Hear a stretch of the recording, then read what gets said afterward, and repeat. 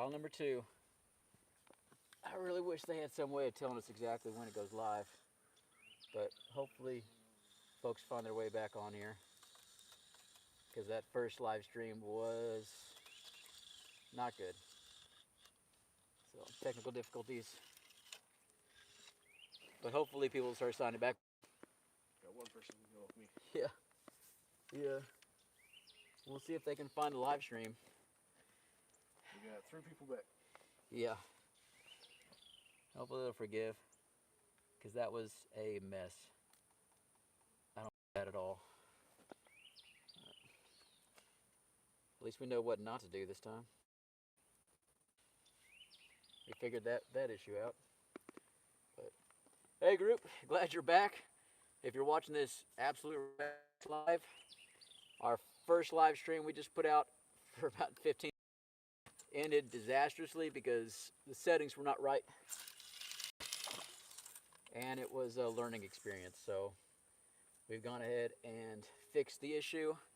We'll go ahead and put the description information back in there after a while and update the cover photo. But technical difficulties. It's a little different than filming in a studio inside of a house or a room where you can, light, control the wind, and everything else.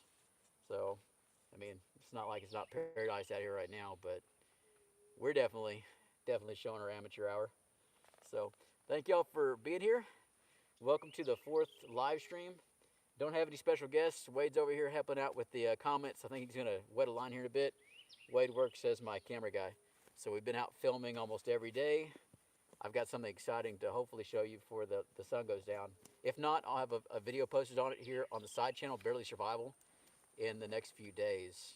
The channel is about to have a lot of uploads. So if you're not familiar, my main channel is Bob Hansler.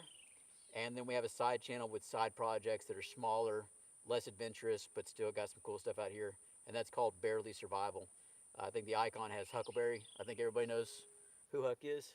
Y'all see Huck around here? He's behind me. Huckleberry, get over here, bud. Huck, come. He's already been in the river a couple times, so. But we've been out in the sun all day, so kind of give me a pass a little bit. I'm moving a little slow. It's been taking it out of us. It was 90 degrees yesterday or today. It's supposed to be 92 degrees tomorrow. For those of you that are doing the rain dance, we've been requesting it for a while. Everything's turned green, but it's starting to dry out. We're getting desperate. So if you are, and I've heard people say they're doing the rain dance, I'm gonna probably need some evidence. So if y'all want to send those videos to us, we need to make sure this is actually happening for science. So we need the rain. But the river's come alive, absolutely alive. We've been slowly restocking the creek. The creek came back. It started flowing again a little over a month ago. It filled up crystal clear until we got some rain 3 or 4 weeks ago. So it's pumping quite well. It's doing well, so we're getting videos ready. But everything died in that creek. Everything was gone. Even the plant life, all the clams. We lost all of it. So we are bringing back some ghost shrimp. We're putting all the crawfish that we're catching here in the river. And I have a video that's going to be posted here in the next day and a half on the side channel, Barely Survival. And we're putting the shiners. They're called striped shiners. We're putting those back in the creek as well. We're going to kind of control what gets in there initially. So there will be bluegills and things like that travel up the little streams and move up into the creek eventually. If the river rises up 15, 20 feet, it'll back all the way up. Whatever I've got growing back there will become food very quickly. Fish come in, and then I won't have any control over what's inside the creek. But if we play our cards right, we get just the right amount of rain, we put a bunch of crawfish back there without any predators, we could have one of those epic years where I hop in the creek and I can feel them going up my legs. Because we've had years like that. Nature can be funny like that. But y'all have any questions before I tell you what exciting thing that I found in the river? Wade and I found in the river about 3 or 4 days ago. Jason asked if we were doing a catch and cook. Yeah, we're doing a catch and cook here in the next week and a half. It's going to be with, I ain't even got to tell. I mean, we're not doing a catch and cook this time. We will be doing that over the summer. We're going to be catching big fish and putting on the fire. We're probably gonna have to move those live streams back further. I think we need to go look on Amazon and probably find some kind of little shade that hooks onto the tripod, because we filmed on time lapse for 15 minutes 2 days ago, and the camera system shut down because it got too hot because it's in the sun. So we're slowly figuring out what the tolerances are on these devices, but we've got a catch and cook. It's gonna be a primitive one. I'll be cooking things inside of a cactus pad. That's all I want to tell you, but it's going to be one of the big blockbusters. We have another couple of them. I think the last year, Wade and I have been slowly putting everything back together, getting our skill level back up and running. But all the gear that I used to film with, and some of the trails and some of the areas, and just basic maintenance around the ranch, putting back fences and getting things going, has taken quite a bit. Being down for 4 or 5 years, things just break and get put off to the side. We just kind of made do a lot of times, so it's taken a huge effort to slowly put everything back together and get everything running again. But we do have a catch and cook coming up. It should be out in the next week and a half, and we're super excited about that one. I asked if you've ever had muskrat before. Not yet. No, I've been down here in south. The furthest north, well, no, I've been up north. I've been up to Alaska several times and whatnot, but never to.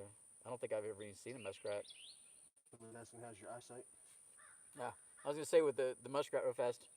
Wade and I have been finding a lot of nutria chewed wood over here, so there's a chance, a good chance, the next couple of months that we go ahead and have a catch and cook with nutria. So that's bigger than muskrat. It's like a beaver with a rat tail, but they're doing well. And there's some beavers down the river. I'm not gonna ever eat those, but when I was younger maybe. But yeah, no muskrat down here at all. It's the eyesight. It's no better. It's probably a little worse, but I still have what I need to get around. And I go into the desert this summer and doing collaborations. We have some videos and projects that I want to go ahead and finish up that I had to shelve years and years ago. Oh, come on, get back on there. It's too slow. It's too slow. And so that'll be epic, but a lot of it's just running away from the humidity. So we'll spend a week or two at a time out in West Texas and get some really cool projects done. Some of the biggest videos that really made this channel back in the day started out there in those blasted lands. Come on, Dwayne with Lady Cost, if you'd ever come to Canada. Canada. What you got up there? We got muskrat. It's hard. It's hard to do a catch and cook on maple syrup. Easy to catch, I guess, but it just kind of depends. I mean, personally, I mean, I'm a desert rat and I like the coast, so I've got plans to want to go to like Florida, eat a python, a iguana. I know that some of the invasive snails and things like that in Florida are absolutely phenomenal, and then just the natural wildlife, the Florida man itself, to observe that in its wild habitat, that would be interesting. I know you're not supposed to feed them, but I'm gonna bring some treats and stuff, so Huck will enjoy that. But Florida, I always wanted to go down further in South America, back in the bayous and things like that. But I just don't know enough about Canada. If y'all have some stuff. I'm gonna beat up. Oh, heck yeah. But you got, I mean, I was up there at Laird Hot Springs. I went up to Alaska 3 times in my life. 2 of those driving. So, yeah. Heck yeah. You can just take the liver if you want it, man. All right. You need the knife, or are you taking some shrimp? Go for it. Yeah, I'll just grab one. You need the knife? Nah. All right. I got one. Cool, Thank cool. you. So, if y'all have something interesting in Canada, I know that the season's short. I mean, it would kind of work out for us quite well next year, because we can't film once June's well underway. Typically, our camera system has 2 or 3 minutes, maybe 10, 12 minutes, even in the shade, because the humidity doesn't allow the heat to dissipate. So we'd rather be in the desert, because you can film all day.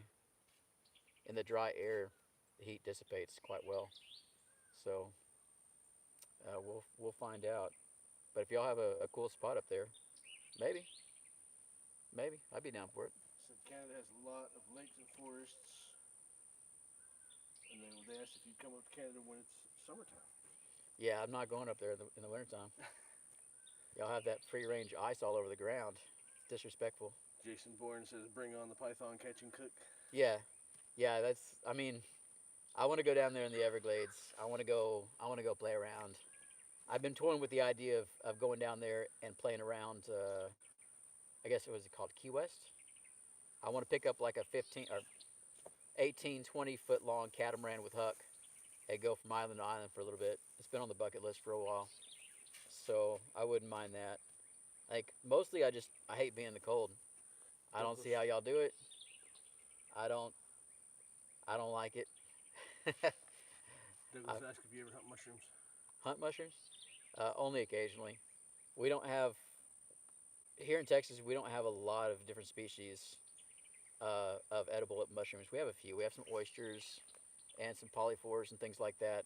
But it's not like what y'all have up north. And then with the amount of life, the amount of bacteria, the amount of humidity and heat that we have, there's a lot of cross contamination. So you might look like you're picking one mushroom and you're actually picking two types of mushroom. Things break down a lot faster. There's just so much going on here. Things are truly dirty here, just because of the amount of organic material, the amount of heat. Stuff breaks down so much faster out here. But we've eaten a few things. It's just in survival. Mushrooms are so low calorie. I mean, up north, y'all can definitely identify them. They're there.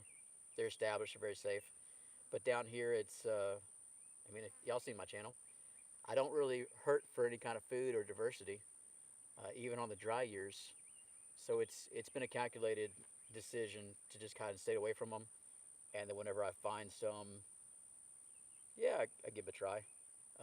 If I'm sure of what they are, I think I've got a couple of different videos where I've cooked up a few.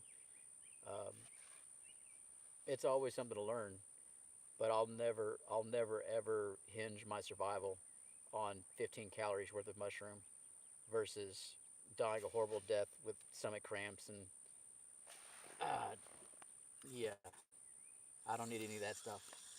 Time to check that And bait. yes, we are on the San Antonio River. Yeah, Felix asked. we most certainly are. All right, so let me go ahead and put some bait on here. So, and then I'm gonna go ahead and finish the what I was talking about, kind of hinted at with what Wade and I caught here in the river. You're putting liver on, right? Yes. Good. These things are just mouthing it. It's like little bitty catfish grabbing them right now. So I think you might have the luck. We'll see how you do. They're just little guys grabbing it. But so like I'd mentioned, we have been taking traps, the G's, crawfish, and minnow traps, and tossing them here in the river. We've got a video coming out here in just a bit on the side channel, Barely Survival. But as we've trapped, we've caught a lot of freshwater shrimp.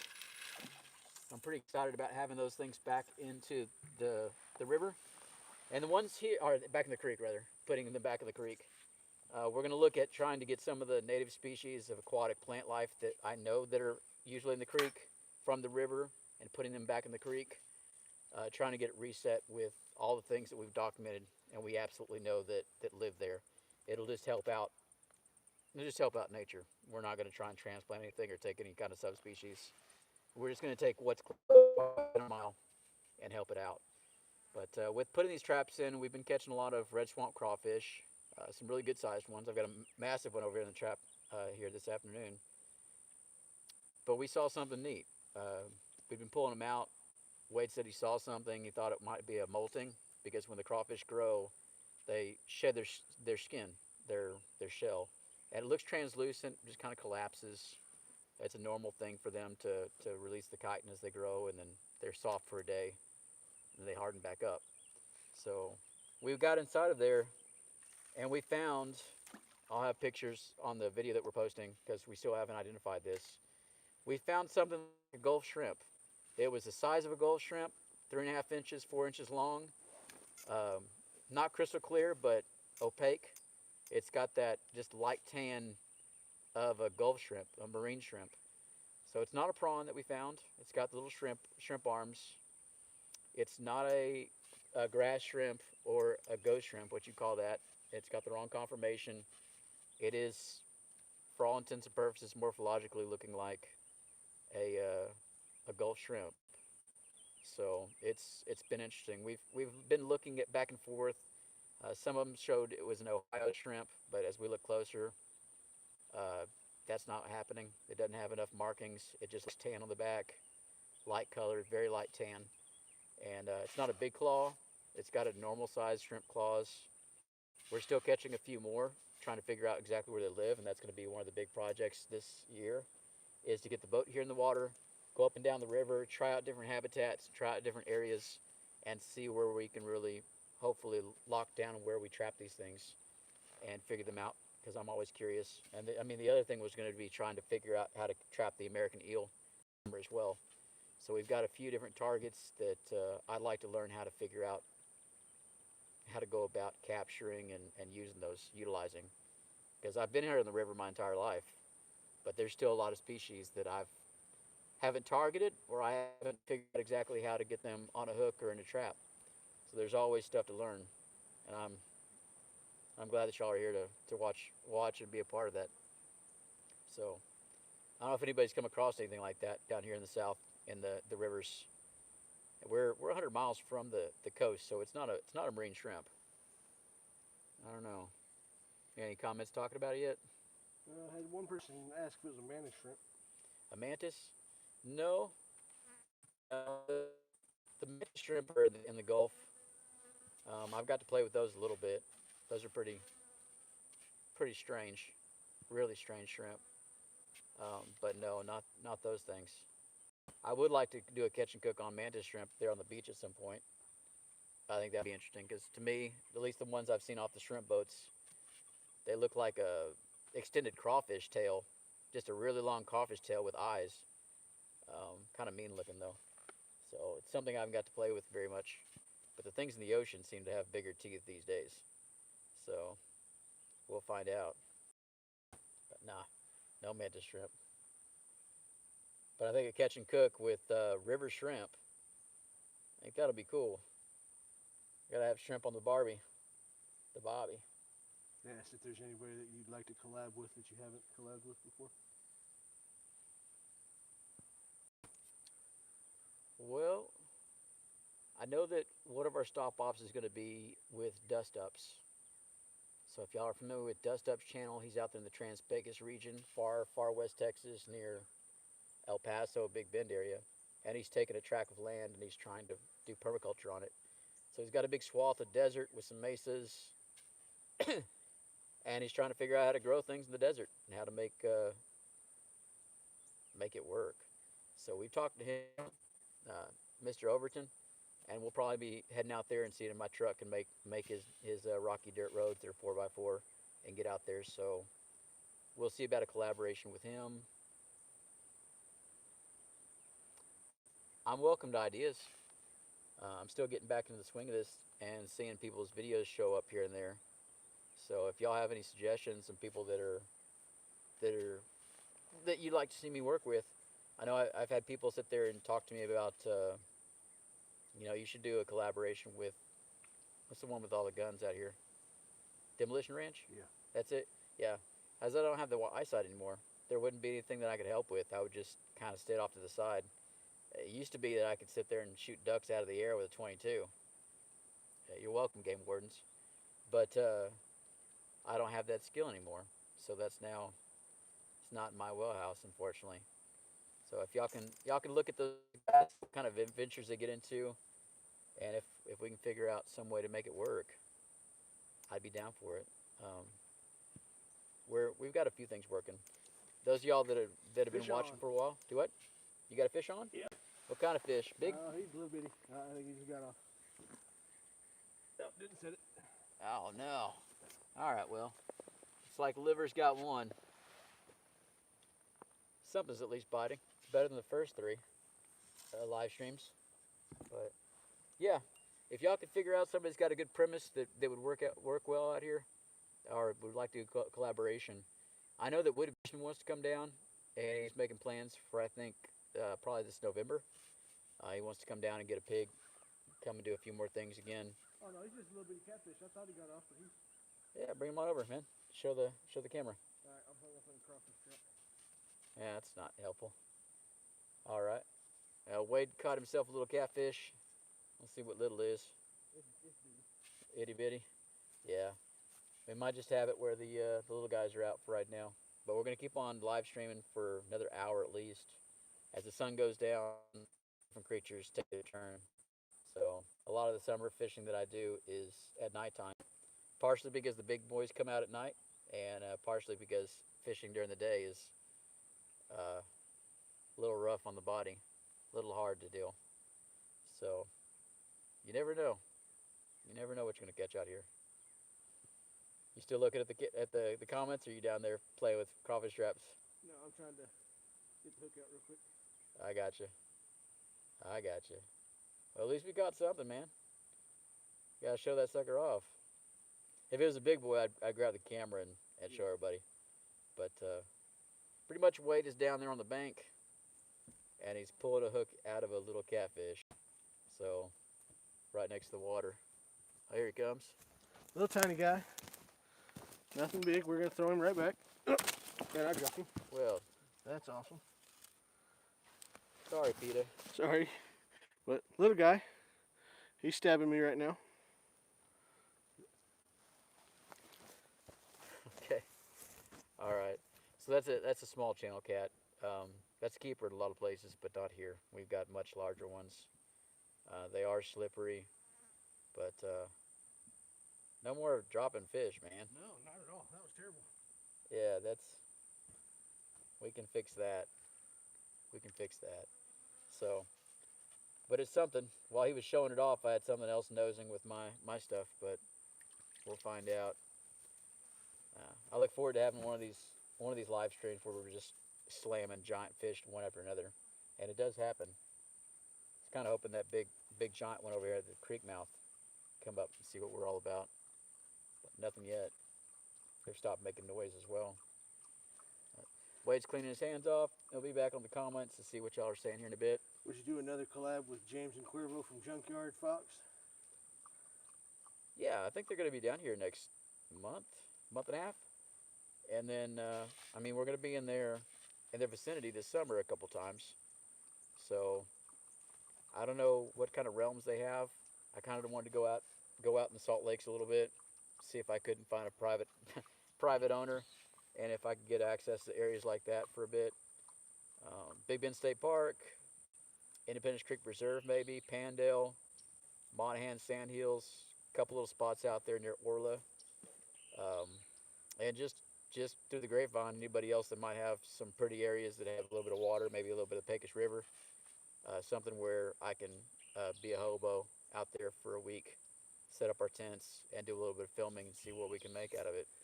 So you just kind of have to get into a location, bring everything you got, and see what you can make out of it. A lot of times, nature provides something. It's just whether we can take advantage of it or not.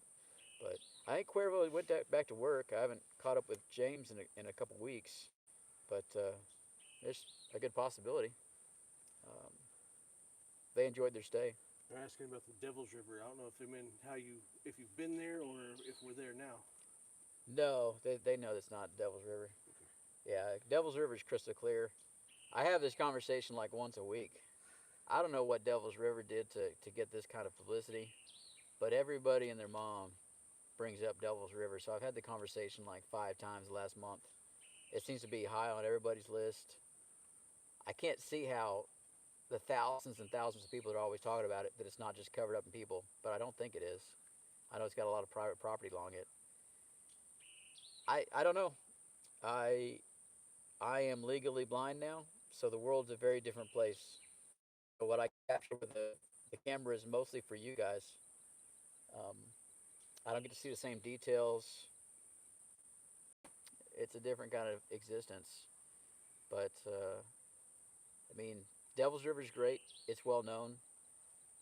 If I would say trying to find private property owners out along Texas that own headwaters where the springs are bubbling up, that start up their own rivers and start up their own high flow creeks, and gaining access to those areas where the water's crystal clear, where people don't go back there very often or do much exploration. And there's just a lot of landowners that they've got the money, they've got the land, they enjoy it all, and the only thing they really want in life, they've got everything else, is for other people to enjoy it as well. So being able to have some videos filmed on their property, showing off their water, showing me catch and cook things, and showing us build a camp and enjoy ourselves. I definitely get where they're coming from when I've heard that before. Having property of my own, that's why we have the campgrounds out here on Hip Camp, and that's why we have the survival school, the water survival school going. I think the next class is mid or first part of April, so we have that coming up here pretty soon. Got a little bit of fruit going on. The yuccas have already bloomed. So Wade and I are getting everything set up for that next camp. I think half of the seats are still empty. I know a few more people are going to go ahead and sign up. But if y'all are in the area and you want to come down, it's looking beautiful. Come out and hang out around the campfire with us. Somebody suggested Robert Arrington from Deer Meat for Dinner from Florida. Might be a good collab. Put that in the list. Robert Arrington? Mm-hmm. I don't know. To figure it out. I know Mark Merriweather's going to, I believe, come down here in a couple months. Somebody invited you to Tennessee to go. I'm not going to even try and pronounce that. The Hachukua Mountains. I'd have to see the spelling. It's H-U-A. Yeah, I'm good. Okay. I'm not going to try either. All right. It's going to be some kind of really, I'll murder that language. Yep. So I definitely did. Yeah, it was a hate crime whenever you said that. I did. Yeah. Yeah, I mean, gotta have somebody drive me and stuff. But we've got a lot of rebuilding to do on the channel. In Texas, I'm definitely down for it. Maybe a little bit of southern New Mexico. I'm definitely down for it. But right now, I've got to get the low-hanging fruit as much as possible.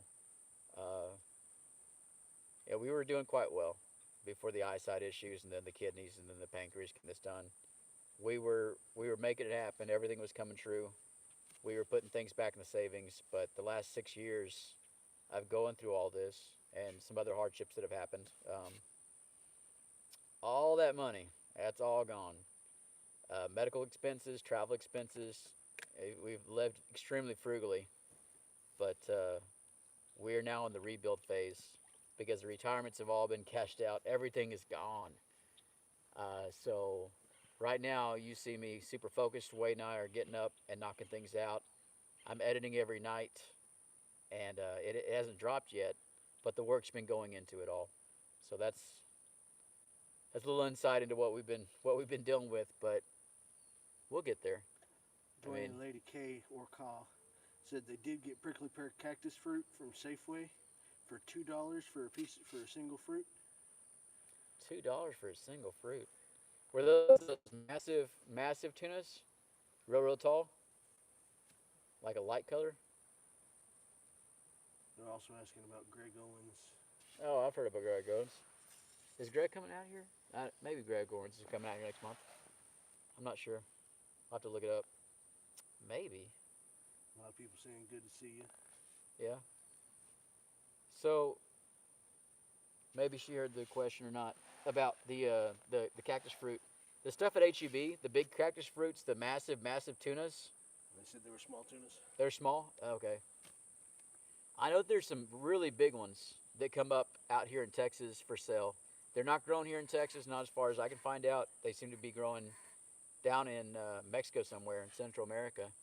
And they're a different species. I've tried to find them. I think the last time I found it was like $160 for one pad, because I'd really like to get that propagated and growing out here. I really want to. So if anybody's really into plants and they've got them in years past and they've got an entire prickly pear patch of those things, I'll be your best friend. I'll write the best thank you letter ever. I'm always down for that. I've got my list of plants that I really want to get my hands on these days. So that one's high on the list, because those fruits are phenomenal. If you've ever had them from out here at HEB in Texas, they're wonderful. They just don't grow in this area. Not yet. We'll see. Man, I'm doing horribly with this fishing thing, man. I'm gonna put new bait on. I'm gonna be that guy. But it's good to have everybody here. I bet you only have like 20 people out here right now. After all the 72. do what? 72. 72 is better than I thought. Is that the max we had in there? Or what we have in here right now? Probably the max. Probably the max, yeah. But what kind of fish do we have in this stream? This San Antonio River. So any weird thing that somebody has flushed down their toilet in San Antonio has made their way here. So the things that we've caught here: Nile tilapia, a lot of those, spotted gar, long-nosed gar, alligator gar, gaspergoo, which is also known as freshwater drum, channel cat, flathead catfish, plecostomus. What else we got? Bluegill, all the types of sunfish. We've seen a couple different types of crappie, but we're not really good at catching them yet. American eel, which is really, really, really on the list of things to catch this year. I've never caught one here, but people keep on teasing me with pictures of things they've caught, so I'm going to be really targeting those. What am I missing out on? Wait. Turtles. Oh, that's not a fish. They want to go aquatic fish. Yeah, I mean, we've got reddish sliders. We've got a ton of soft shell turtle. So as we do these live streams, whenever the river comes up a couple feet, or even 15 feet, that's when we catch turtles all day long. Turtles seem to just get on every single hook whenever we're fishing when the river's up and chalky and muddy. But it looks nice. We have the various types of shrimp. So the one that I don't know about, we have the ghost shrimp. We have the red clawed swamp crawfish. We also have the Texas devil painted crawfish. They grow in the banks. So I've got videos on the side channel of those guys, but they're phenomenal. They're beautiful. If you're a crawfish lover, one that likes them in the aquariums, come on down and get you one, because you can't get them anywhere else, and they look prettier than every every crawfish species out there. So we've got all those things going on. Oh, what else do we have? A ton of different kinds of clams, golden orbs, three ridge, sand plovers, Asian clams. You name it. We've got a lot going on in here, and you just never know. We also have the alligators that come up and down every once in a while. So we haven't had any down here lately for a while, but they do come up and down from time to time.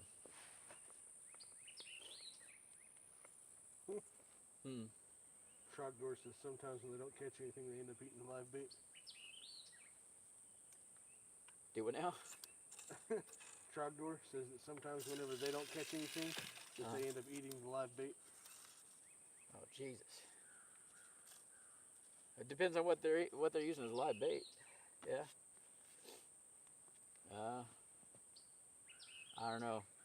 I grew up as a Boy Scout, always a Boy Scout, but we try and be prepared. So Wade's got an entire package of sausages back here in the cooler to throw on the fire here in a little bit. One way or another, we're not going to starve. So I don't know. There's some bait out there that might do all right as a meal, but I'd much rather have some fresh fish, fresh whatever we catch out of here. We'll see. We're coming up with nothing right now, though.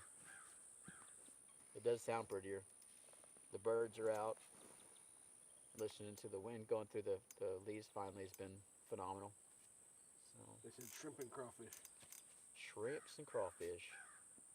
Yeah. We got a few of those. Just being out here is pretty awesome, though. I mean, the saying of the worst day of fishing is better than the best day of work. It's a little different when fishing is your work a little bit, huh? But I'm glad y'all are here. We'll have some amazing things coming up this year. Having the Starlink set up because of our good friends, the pool company. Pool company out of Floresville. Hooking us up with the Starlink this summer when we head out on the road, going to all those desert locations, these stark areas with each one's got its own beauty. But we're going to be doing live streams out there in those areas too. If they got water, we're going to try and fish it. Probably going to be the first live stream on the Pecos River, for what that's worth. But we're gonna go out there and kind of show y'all some of the different terrains. It gets it gets pretty surreal. I mean, every time I do a video out there, people over again that it looks like Red Dead Redemption, and it does. It's a different world in the desert. So we look forward to being out there and showing it to y'all. That'd be awesome. And a way to get to eat a live scorpion too. Mm-hmm. For $5. And somebody asked if you can read completely again. And then somebody asked him what kind of cactus you're looking, and Miss Shauna says the Devil's River is closed access. Yeah. So no, if on my cell phone, I can zoom in a lot of times unless it's on app. Apps don't let me zoom in, or I with my iPhone because I got the bigger one, and then I can zoom in on the picture and read the text. But it's super slow. It's not anywhere close to what I used to be able to do. But no, just open eye, just looking at a page. I don't have the acuity to read it all, at all, at all. Lately, Wade and I have been working on my old electric golf cart, get it back up and running for the film cart. It's been a heck of a lot of help. I can't drive the truck around. I mean, I can, but I'm going to run into stuff. It's just not safe for me anymore. So we've got that thing up and running now with a new battery. I can at least drive around a little bit here and there, depending on the time of day. But I'm now on audiobooks. That's where I'm at. Pete D says, "Great to see you. Enjoy the fishing and sent you $10." Oh, thanks, Pete. That's Pete D. Yep. 1911. All right. I don't think we've ever heard from him before. I don't believe so. I'm glad to have you, Pete. I have to put an IOU as far as catching fish, I guess. Keep on telling people there's fish in this river. Alejandro Carvin says hi from Spain. Carvin? Say R-V-I-N? Mm-hmm. Carvin? I'm not sure. Hola. Hola, hola. Douglas Sweet had to convert to audiobooks as well. Come again? Douglas Sweet had to convert to audiobooks as well. Yeah. I used to be a voracious reader. It was really an issue. But it's a weird transition because I'm a very visual learner. I could look at machines and designs and things like that and figure it all out, take it apart, put it back together in my head. And not being able to do that anymore has been rough. Uh, it takes more time, and a lot of times I have to put my hands on things to figure them out. So I'll get it done. It's just going to take me 5 times longer, unfortunately. So we're 6 months away from the pancreas transplant. Still putting on muscle though. Still building back up. Everything brought me down pretty far, but we've got the weight sets out. Been digging holes, been dragging brush and fixing everything, getting going. It's been a lot of activity to bring back out of a lot of and just poor health because of medical issues. So I feel pretty good. My diet's a little bit more restricted these days because I've got 2 different organs from 2 different people inside of me. One from Taylor and the other from somebody that was up around Dallas that didn't make it. So that takes a little more drugs, and those things have a little more effect. Not always good, but I'm still here, and that's really what matters. So we're gonna make the best out of it. He's losing his eyesight. He's got massive cataracts on his eyes. Y'all can probably see that in some of the cover photos we're about to drop, and the shine on his eyes. But we'll see. I've got to get some consideration and what we can do with that. I believe that taking a cataract out of one eye is five grand, but that's not really the concern. I've had enough people tell me that they would help with a GoFundMe to get his eye fixed, one of his eyes fixed. But his main issue is that whenever they put him under, whenever they give him anesthesia, he doesn't come back out of it very well. We've had so many close calls, and it's so scary. But he takes anesthesia very badly, and that's my main concern. Maybe there's some other options that I don't know about that we can look at as far as ways to put him under. But that's my biggest thing is I'd rather have him not being able to see very well than not have him at all. But there might come a time when he can't see at all, and at that point, we'll find out what we can do. Because he's been there for me every moment, on every adventure. He's protecting me, and y'all have seen him grow up. Love him. He's still getting around. He's still taking care of us. It's a good thing. Yeah. His mom just showed up. That's the happy huck sound you just heard. Ah, she brought caffeine. This is the lovely Shauna Hansler. Hey guys. Getting around. She just got off work. And come out here and watch us not catch fish. We're getting bites. Wade got a small, almost pounder. Probably pound. Probably. So, mm-mm. After the disaster you saw of the first live stream start, The tall one. that's pretty rough. Pretty rough. But again, thank you, Pete D, for the donation. We've got the PayPal as well. The links were on the last live stream that went that dive bombed that we had to go ahead and restart this thing on. We've also got some links. We need to go ahead and share them. We'll put them in the comment section once this thing gets posted.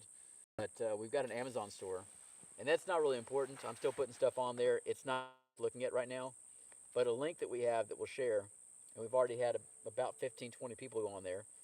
But what it allows, it's got a tag at the very end of the address, and if you take that, copy it, put it in your browser, and then bookmark that Amazon page. If you'll land on that Amazon page, if you'll click on that link before you buy from Amazon, we automatically get a 4% kickback. We've increased your price at all. Amazon doesn't need that extra 4%, but it adds up, and a lot of us do a lot of Amazoning. I know several people that live on Amazon, and so every dollar you spend, we make 4 cents on it. That might not seem like a lot, but a little bit of 2-cycle gas, a little bit of chainsaw fuel, chainsaw blades, I don't know, fuel distributor for a Ford 4000 tractor diesel one. It takes a lot to get everything put back together, and we're still putting things back together these days, kind of rebuilding back from all the health issues, all the misadventures of late. So we appreciate that greatly. We've got our Patreons. Several dozen folks get on Patreon and they watch our extra content that's locked up in there. It's just an extra way if y'all want to support us. That whenever I post a video to Patreon for a month, happens every 2 or 3 months nowadays. It charges you whatever you want. So if you want to pledge $1, you can pledge $1. Some people have done more, but we appreciate everybody that's here that believes in what we're doing, and has kind of watched us slowly dig our way out of this hole with all the promises of videos. But they're all in the pipeline. We got 4 different ones getting edited right now, and it's now the season for it. But a week and a half ago, there were no leaves on these trees, so it's been kind of rough trying to take videos when everything looks dead, Sleepy Hollow.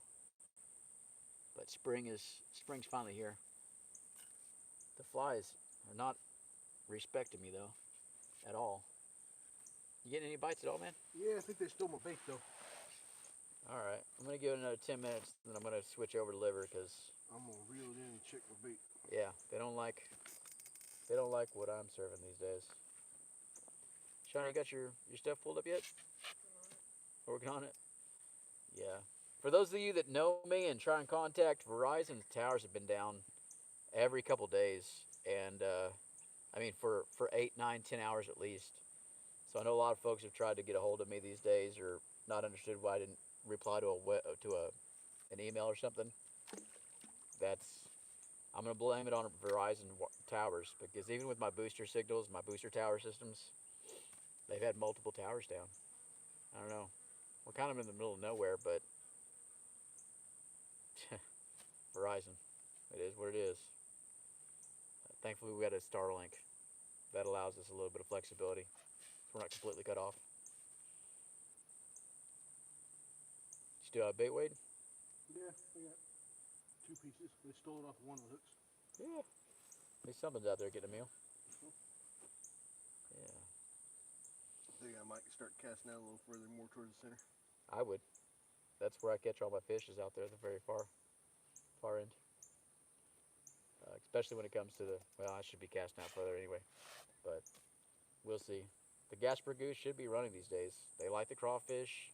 I've never caught them on shrimp yet, but I really haven't done a lot of fishing with shrimp out here on this river. Somebody So, said thanks for the offer on the dredge. Their gold claim doesn't allow it, but he appreciates it. oh, okay, okay, found us. All right, so that might seem very obscure. Somebody had thanked me for an offer on a dredge. I was trying to find a YouTuber that does prospecting, and I've kind of looked at trying to get a hold of people in Texas. There's a lot of people that love gold here in Texas. That there's a tiny bit of gold in Texas. There's not anything hardly, but I'm looking for somebody that, some old guy or gal that enjoys it as a hobby. They would actually appreciate it. But my grandfather had gold claims up in Alaska, and when I was 5 years old and 6 years old, and we'd fly up and drive up to Alaska and spend our summers on gold claims out on the rivers. Um, no houses, no bush planes would come through and drop us supplies every few weeks. Um, we had three wheelers with trailers. We disassembled the three wheelers and put them in the bush planes, and then reassembled them out there. And we also had floating dredges as well, floating rafts that were like 10 foot long, big Honda motors on the very back. They had the pumps to allow you to breathe underwater, and big wash plants on them that were able to suck up with a 6 inch, big 6 inch dredge. You go into the water with your scuba gear, and you just pull up cobble and tons of gravel, and then we'd process gold, and that's where we spent our summers. So it was a pretty cool way to grow up. But around 1990, we stopped doing that. Um, Grandfather got sick, you know. So um, since then, I've had a gold dredge sitting in my barn. It's got two big pontoons and a extremely long wash plant system. It's got the turbo pump systems on it with a big Honda that hasn't fired up since then. Should fire up, just dust off everything. Everything looks great on it still. I've got all of that sitting there, and I don't want it to go to anybody that doesn't care about it or just in a museum. I like somebody to go and enjoy it.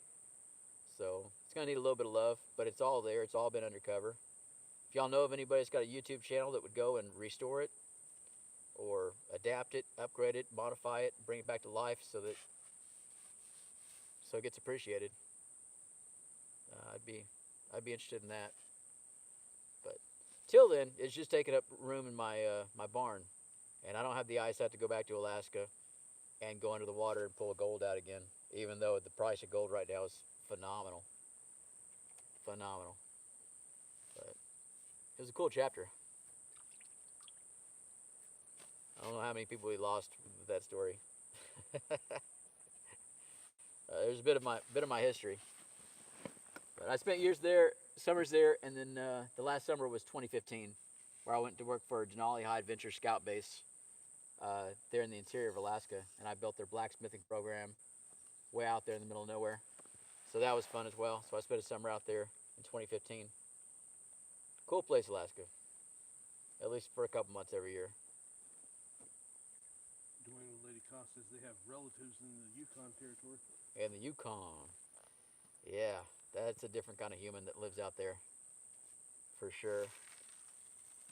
No, I've enjoyed it. I'd never seen a musk oxen before or eaten reindeer, and the canned salmon. That's canned spam. The canned salmon that some of the natives had made and gave it to me was, you look at it, it's canned meat. You're like, but that was some of the best salmon I've ever had in my entire life. Enjoying some of that stuff. So it's definitely a world of contrast. I mean, it is strange seeing just how many ice cream places there are in Alaska. I think they said it's the state that has the highest consumption rate of ice cream in the United States. How does that make sense? It's cold all the time and dark, so y'all just eat ice cream all the time? I don't know. They say the midnight sun is quite cool. The midnight sun, yeah. I remember the Princess Resort out there, miles and miles away from the main base. It was the only thing out there for half an hour at least driving. and we go out there to that resort every week or so. Go sit out on the porch. A lot of people, it's been a lot, go out there. They'd have their waiters out there and be getting their nice meals, and we go out there as well. And I remember seeing a couple sitting out there on the porch, looking out over the gardens, watching the sun go down, with Mount, is it Rainier? I don't know. Denali. We call it Denali. I'm getting my mountains mixed up, but Denali's out there, and the waiter asked him, what else can I get y'all? They said, we're great. We're just gonna wait here until the sun sets. And I was just leaning over and going, it's gonna be a long time, guys. They didn't quite figure out that the sun was not gonna be going down that night. Just a funny moment to watch, but yeah, yeah, midnight sun. When I was a kid, when I was 5, my parents had got me. Back then, we didn't really have dome tents. It was a red pup tent when I was out on the Gold Claims, and having a little kid, 5-year old from Texas, tell him to go to sleep when the sun's up. That was pretty rough. But also that red, the sun would go through that red tent, and I would just see red for the next hour before I get up. I remember that red tent. And I don't buy red tents now. That was intense. Yeah, I'll bring up all the memories. Question is, he always says it's Mount McKinley in his book. Mount McKinley, yeah. I got you. Yeah, they keep on changing stuff up, man. They just need to stop. Stop, stop, stop. Any new updates on the knife design? Somebody's asking. Haven't got it yet.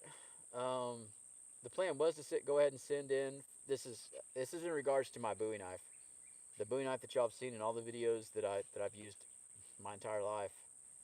I've got a knife maker, Bear Force Knives out of California, looking at building prototypes.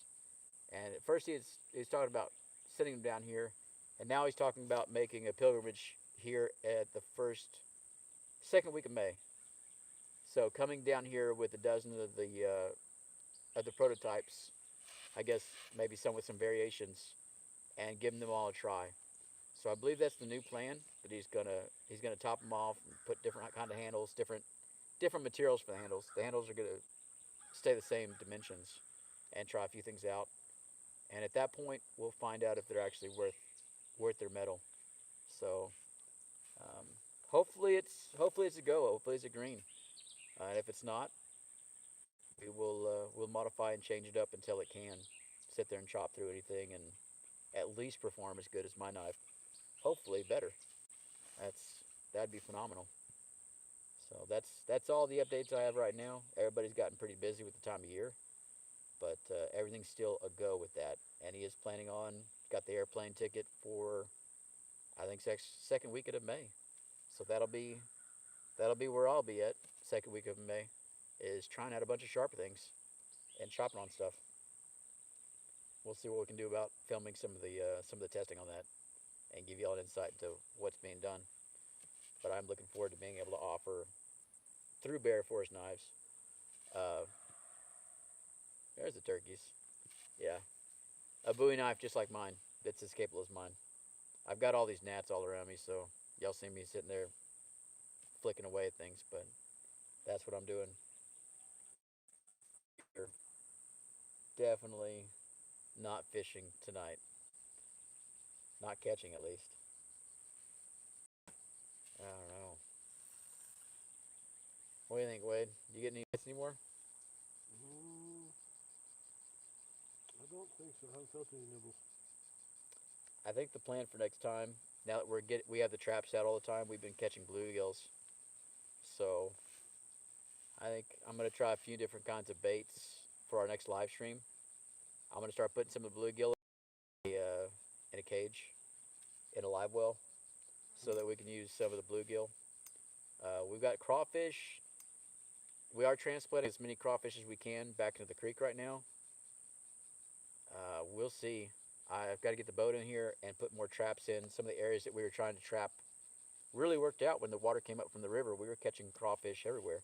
But now that it's back down to its level the last couple of days, unless they've got some obstruction and some growth, some kind of willow tree in the water, we're not catching the crawfish anymore. So the clearer the water, the more careful they are for sure. So we'll try and figure that out and get as many crawfish back in the creek as possible and go from there because I'd like to be able to use those as bait. I've caught some massive Gasper goo. I've had some good time catching freshwater drum out here on crawfish. So we'll keep on trying bait until we figure out what this river wants to do this year because what's been working my entire life has not been working per se just yet. We've caught little bitty catfish, little bites. It's a strange year. It really is. So we'll find out. Might. Unholy hoax, I swear you can get a pair of sunglasses like yours. Oh yeah, You can't find those big aviator styles. yeah. It's only for the cool kids, man. That's Chinese. I don't know. I think we buy them. I buy them in bulk off Amazon or eBay, Yeah. wherever I can find them the cheapest. I guess I know we're just buying cheap stuff. I guess we'll put an Amazon listing up here after a while for these aviators. I mean, yeah. They have gotten harder to find. What was that? Something moving through. Branches breaking? On the other side of the river in the brush. Correct. I can't see anything. It sounds like animals pushing through like bamboo. Lots of branches breaking and snapping together. Really strange over there. Not that. That's a puppy making that noise. But no. Being out here in the river quite a bit over the years. Do you know the brand of your knife? The brand? Not exactly. There's too many of them that were made back then. Mine has a Italian stamp on it. It says Italy. That's about it. It's 13 and a quarter to 13 and a half inches long. Everything that I've found that shows the same dimensions and looks identical. Again, usually auctions are at $600, $650 or more, and they're usually obscure auctions. They come up on eBay every 4 or 5 months, but I don't know. The demand for this kind of buoy has gone up. I'm guessing from my channel, and it's just a really pretty knife. That's one of the reasons why we're going through Bear Forest not getting these things built, remade. They're going to be more modern metals. It's not going to be the same stag handle. It'll be something more durable. But I've had my hands on quite a few knives, and there are some phenomenal knives out there that can do pretty much what my knife does. But they're not going to look as good. I don't know. I love my knife. Just got lucky that it's as useful as it is. It's able to chop, slice, skin. I mean, y'all have seen it. I mean, to a lot of folks' chagrin, you've seen me dig up things with it all the time. So it makes a great shovel. That drives a lot of people nuts.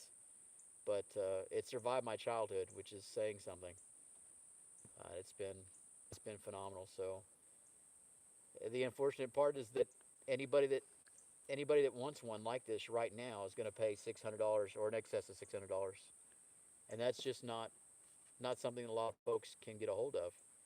So being able to offer it at, I'm not sure what the price point's going to be. A lot of it's just going to be handmade, so it's probably going to be closer to $300 depending on materials and whatnot. We haven't really talked and discussed it, but something more appropriate. But this was purchased by my great uncle, and it's been around for since the 70s. So it's a knife that'll be passed down through the generations, and hopefully what we're making right now with Bear Forest is something that can also be passed down and used in perpetuity. What brand are your boots, and do you have a favorite boot maker? Double H. I think these are ice double H's. Um, this is the only brand of boot I wear since I was 15. Um, Double H made the most durable boots out there. They looked good. They had big chug soles. They used to have some ones with giant on them, and we used those back in the mountains exclusively. They worked really great going through the rocks because the rocks would slice off pieces of rubber all the time, and the more rubber you had on the bottom, the more the rocks really had to do to chunk away at it until there wasn't a boot left. So I've been wearing them exclusively. Uh, they're not square-toed. I don't believe in square-toed.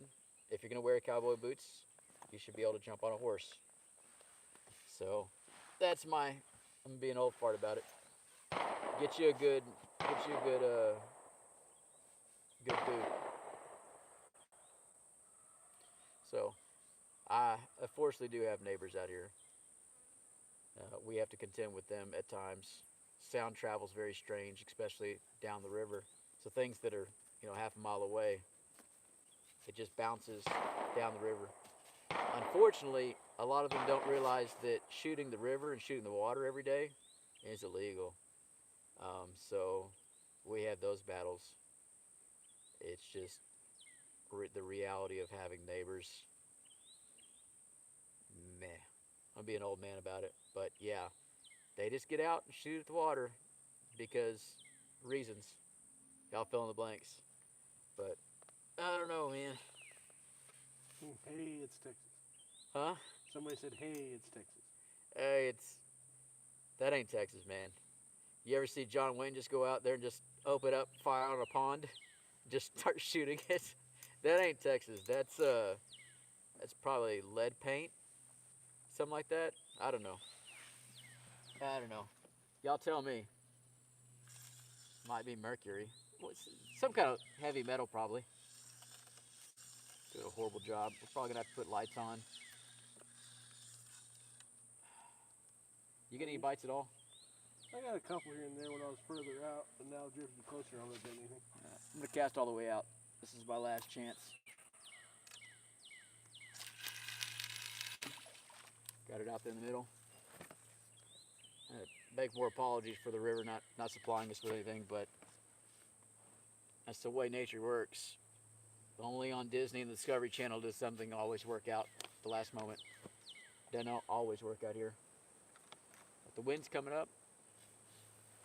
Spad says use a stick of dynamite.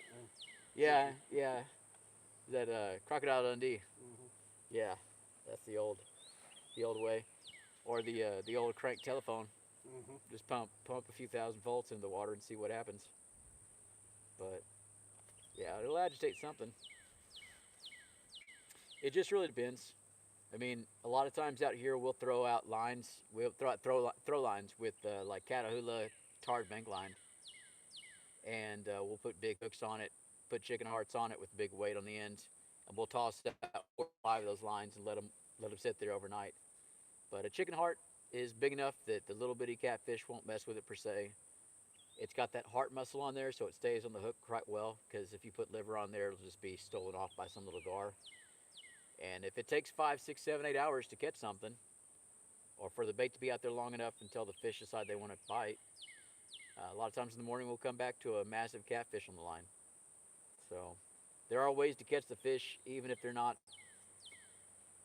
as fun as holding onto a pole, Trogdor says he's got to go. He wishes you the best and hopes he gets to meet you with his son in the future. Yeah, man. Come on down to the Idlewater Survival School. I think we're also going to go to Georgia Bushcraft this next year. And very likely we'll go up to Rabbit Sticks up in Iowa, I believe, or Idaho.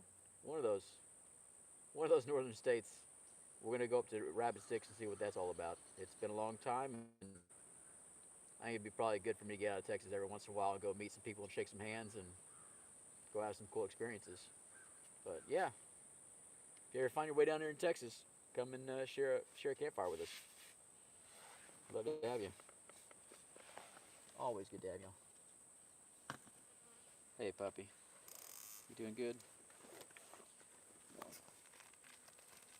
You catching something? No. No? I was just way too close to the bank. Ah, gotcha. All right. Right. Oh, something's been stealing my bait. Yep. Those little tugs I was feeling were little. Yeah. So what's likely happening right now is that we have little bitty catfish. Mm-hmm. I think we've talked about this before on some of these live streams, but the river has some strange patterns in it, and a lot of times the fish will take turns. So whenever all the big fish are deciding they're not going to be out and running around, all little bitty small catfish come out. And then at some point, you're exactly how to determine it, but all the gars will show up. And then when the gars go to bed, the big catfish and the other big fish start moving around. So I don't know what the pattern is. It seems to change every year, but things are definitely different. Y'all are watching me play with my lighter. I'm trying to get down here. I'm not sure what I'm lighting on fire because I can't see through the darkness. So fumbling right now, but can't be helped. Well, we coming up to the 2 hour mark pretty soon, I'm guessing. We're at 7:15 now, so we're just a little over an hour. 7:15. Okay. Okay. Good. They'll tolerate it. I'll sit here and cast out. We've got some lights we can set up here in just a moment. Get a little bit more light out of here. Hey, huckleberries. And we'll see if this little bitty fire flame wants to do something other than make me look foolish. Probably not. I'm thinking about it. Probably not. We'll see. Y'all got any questions while y'all watch us feed the fish? You know, you said they catch a lot of gar or small catfish, 8 to 10-inch cats in Louisiana pretty often. Yeah. Michael Burnett. Yeah, we get those at times of the day. All those little bitty tiny catfish. They just all start hitting, and you'll catch a bunch of little ones for an hour or two, and then all of a sudden they'll all, and you'll get some other kind of fish showing up, or different size fish showing up. But sometimes it's, a lot of times we'll pack up whenever we get the little bitty catfish, unless we're just enjoying ourselves. Same thing whenever you have all the long-nosed gars show up on top of the water. All of a sudden they'll just be scooting around on top of the water, just trawling back and forth, a bunch of long-nosed gars. At that point, you might as well just pack as well, because all your big catfish aren't going to be really around, and you're going to have your bait stolen off a million times by gar. So it just kind of depends. And these are just general rules. They change.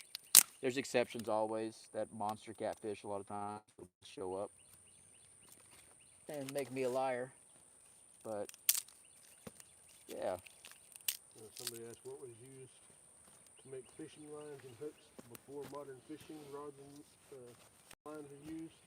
West S says how many we got on a stringer. Yeah. Yeah. Long John Silver's on speed dial. That's what we got. No, I mean, you can make really truly, a lot of it is sinew, making line out of sinew. But the idea of fishing things, and you got a lot of tribalism, a lot of stuff, especially up in Alaska, and different civilizations, different cultures. They've got bone hooks and things like that. It really comes down to nets a lot of times. Nets are phenomenal. Nets are where it's at. And you can weave up nets. Nets come along with clothing, the idea of being able to filter out, pull things through. Nets are amazing things. But a lot of times, there's just nothing capable of catching a lot of the creatures that we find in this world. They're too fierce, they're too big. There's some areas in documentaries I've seen where waters get real narrow, and people were able to spear fish as they came through, really big sturgeon type fish. But we still have a lot of records of all the rock weirs, the giant rock traps that these cultures along the coast would go and build, and they'd put these traps into play, catching lots of fish. Their entire lifestyle depended on these fish. So it was important to them. We really just don't know how much netting and what a lot of their stuff was. The rock weirs exist because they're made out of rock. And they made them so large they persisted all this time. Noodling allowed in Texas for catfish? Oh yeah. I don't know which lakes have good noodling. There are a ton of holes and sandstone rocks and just holes in the bank out here. Wade's watched me, and I've done it for years. I shove my arms all the way in every one of those I find. Take innuendo away from that if you want to, but I have tried and I've tried and I've tried and I've stuck, and I can't get anything to grab a hold of me, or I haven't touched anything I shouldn't really touch per se. Up in those areas, I don't know. It just seems like certain rivers aren't really noodling areas. I haven't figured it out. So I've been trying. If anybody has any kind of tips or hacks for that, I really have no idea how to get around just the fish not being in the holes that I'm putting my arms in, because I'm not giving them much warning. I'm just going in there after it. But wait, where'd I throw that soda? On top of your tackle box. Nice. That's what I thought. He was talking about the 8 to 10 inch catfish. They're using them as bait for the gar. Oh, Yeah, that's what I thought he was saying. okay. So you want to catch the gar? Okay. I mean, it's meat. As long as you're eating it, I guess.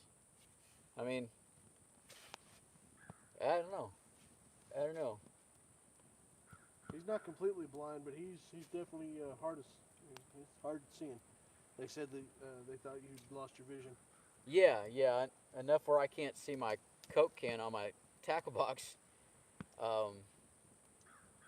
Yeah, one eye's completely dead. The other eye kind of works a little bit. So I've got enough to get around. So, But this says he's used yucca cordage to catch perch, but he doubted it would work on bigger fish. right. I mean, yeah, bluegill, especially with a gorge hook, it's doable. You have a lot of cultures. You have a lot of different things like yucca root or buckeye. Not Spanish buckeye, but the northern sports team buckeye.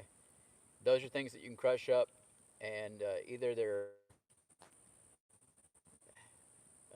the terms are not coming to me, but they either sequester the oxygen with water, or they poison the fish, and so you get high concentrations of this stuff crushed up. You build a small dam across your creek or your stream. You put these chemicals, these plants in the water, and all the fish float up to the top. And so no hook necessary, no net necessary. Anything that's been hiding comes out of hiding, has oxygen, or just ends up dead. Fish have always been and always will be a huge portion of being able to survive, because the ocean, the rivers, it's life. That's where food is. Our first people that were over here, they followed the coastline. The beaches almost always provide. Mm-hmm.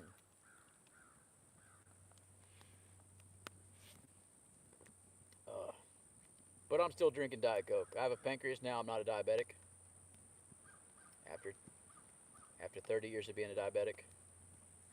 So, but I still don't need what an entire Coke has in it. Still not used to sugar, or that much sugar. So, taste buds are still kind of wonky.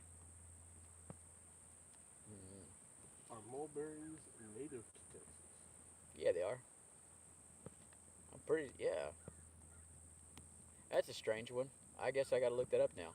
I know there's some Pakistani varieties of mulberries that I would like to look at. I know some of the neighbors have bought them and then let them die. The red and the Texas are native to Texas. They're in Texas? Awesome. But I was going to see about getting a few more varieties at some point, or purchasing cuttings at the right time of year from eBay or whatever. Or if somebody has some in Austin or San Antonio or Corpus. And I would like to maybe graft some onto some of the mulberries down here on the river. I always like the idea of a fruit cocktail tree where you have multiple subspecies of the same kind of plant. 5 different types of peaches, different kinds of apples and things like that on the same plant. Well, especially with the figs. I want to do this with figs. But typically you get figs for a month and a half, and the rest of the year you don't get figs. But if you graft onto the same tree 4 or 5 different species of fig, a lot of times their growth and when they become ripe is going to overlap, which would give me 4, maybe 5 months of having figs, which I think would be phenomenal off the same tree. I could plant all those trees, but I'm still intrigued by the idea of grafting and doing some of that stuff. So putting a Pakistani, which is a long mulberry, being able to graft a couple of those branches up here at the river, I think that'd be pretty cool. I think it'd be pretty interesting. So, Ask if we have hazelnut bushes here in Texas. no, nope. So Texas is a wasteland for a lot of the nuts. If you really look at the store, we have pecans, we have walnuts. Is that it, guys? That's it. Huh? That's it. We have pecans and walnuts. That's all that really grows in our area. There are different types of walnuts. There's a ton of different kinds of walnut, pecan as well. But anything else, not a nut per se. We grow a lot of peanuts and things like that, but they're not really nuts. You got pinyon pine nuts and things like that, but it's kind of a different thing coming out of a cone. But no hazelnuts, no filberts, none of them, guys. So I'm working on. I'm dreaming at this point right now, but working on the creek. I'd like to work on the creek eventually and plant more of the wild pecans and more of the mulberries up and down the creek, and make it a little bit more attractive for them. So we've got some major plans going on there, but there's a lot of plants and trees that I still have on my list where I will be able to add them onto the property. So I'm looking at wild plum, Texas plum, or Mexican plum. They're all the same usually. I want to get a stand of those here on the property. I need to find somebody that does not know what they really have that has maybe a sugar date palm, a true sugar date palm with sugary dates that they can enjoy and eat, and they enjoy it. And I need to talk them out of digging up one of the pups underneath their palm and getting those things established out here. Because right now I think they're about $400 a piece for a true sugar date. You can't grow them for seed. You can grow them for seed, but they won't produce sugar dates. So that's something I'd really like to get out here, and the list goes on. Yeah, we're always working on stuff. Wade and I did a video 3 days ago, where we pulled up a bunch of the new volunteer yuccas, some of the ones that were in the road or in places where they weren't going to grow very well up under dense trees, and we popped them out of the ground, and we're working on a couple more stands of yuccas, the Spanish dagger yucca, the giant Spanish dagger yucca here in Texas. So we're growing more of those. I enjoy them. They're a fruit crop. They make cordage. They have soap. And for the classes, it allows people to learn how to make cordage. So we utilize those as well. So absolutely phenomenal. Great plant. It's not hard to take care of. They like it when you neglect them. So we're working on enhancing the land out here and giving it what it wants, while making it look like nothing's been done to it. And really, we're going to bring more natives in. That's the other thing, guys. I'm just jumping around right now, but we're heading off to West Texas. There's a few things like grass we want to get a hold of. I know there's some around northern San Antonio. I want to get some clumps of that. But what Wade and I are going to be doing is going towards a lot of the dry creek beds. We want to get a bunch of the Texas walnuts dug up and brought back to transplant here on the property. So different areas. Pandale had a ton of it all through above Ozona on I-10. A lot of it in the creek beds, back in the Davis Mountains. Just nothing but wild Texas walnuts. And I want to try and get those established because everybody down here in this county and surrounding counties, I've had a lot of people grow 200, 300, 400 walnuts, black walnuts. And one comes through and they all die. So everybody says they grow out here, but I still haven't found too many people successful at growing those walnuts. So I want to give a crack at the Texas walnuts. They're regularly below freezing where they're from in West Texas. It rarely ever freezes out here. So they should do even better. Pretty excited about that. We're going to try and dig up as many as possible this summer. That's one of the big plans. Some kind of weird bird making noises. Not that, that's a crow. So Michael Barnett says they build catfish boxes for flathead, and they usually use the same box every year, and he noodles them straight from the box. I think it's illegal here. I think it's illegal. I'm not sure. I should have thought about that more. I've taught people in the class for the survival class because we like to do conventional and unconventional. But I've seen it where people take tires and they'll tie them shut around the inside rim, cut a hole in it, chunk it out in the creek or the lake, and it'll be full of catfish within a few weeks. And they can just habitats over and over again and get catfish out of them. Um, as you can always find tires, unfortunately, especially around creeks and rivers and things here in Texas. They're everywhere these days. But I'll have to look at it. I mean, laws from state to state are nuts. The crawfish traps that you see me using here on my channel, the G crawfish traps, I believe in Louisiana or Arkansas, one of those two, they dictate a different diameter of mesh.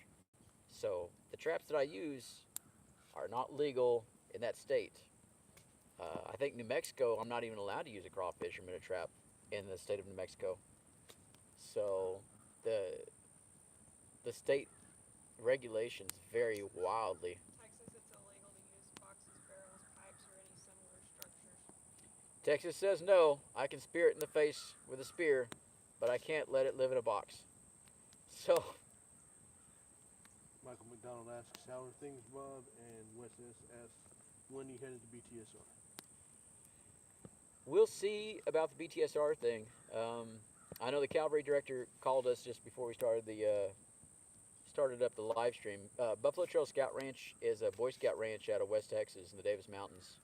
It's one of the places I spent over a decade working in and exploring the mountains back there and getting on the Texas Nature Conservancy. Just an amazing place to explore. Always something to do. And it was a refuge from where I grew up out there in the desert in the middle of nowhere. Getting up in the mountains was phenomenal. But Wes has come out there a couple times with me. He spent quite a bit of time out there. We put him on a horse and take back there and do all kinds of projects back to backcountry. So he's got some fond memories, and I certainly do. We'll see what we can do back there. I'm not sure exactly how many weeks they're open. Right now, that camp is getting reconsolidated and put back together. So hopefully they're figuring it all out. I wish the best of luck to them.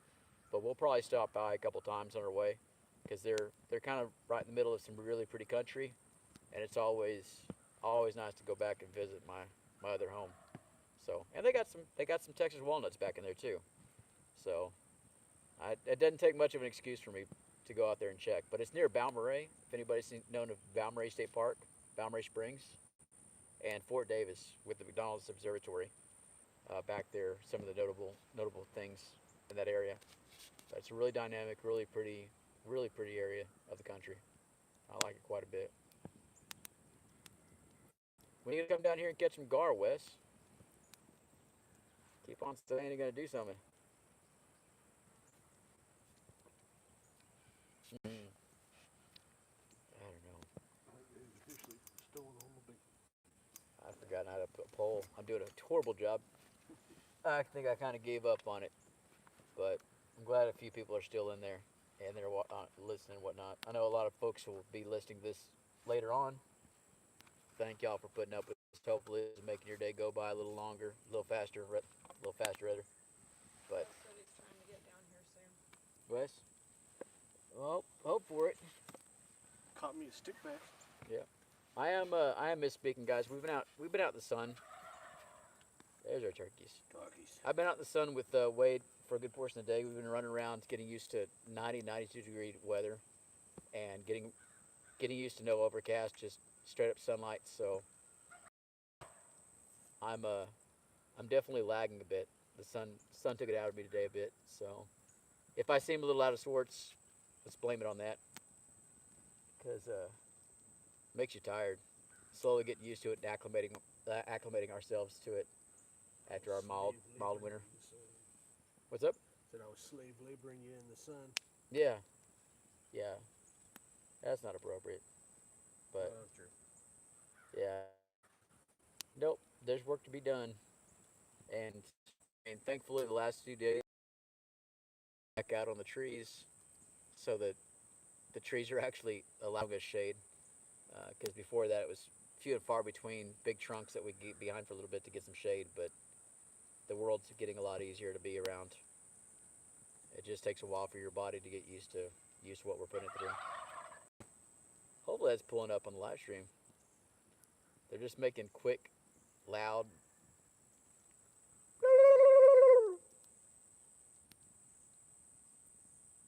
I don't do a gobble. I'll do a hen call, but I'm not sure what they're communicating.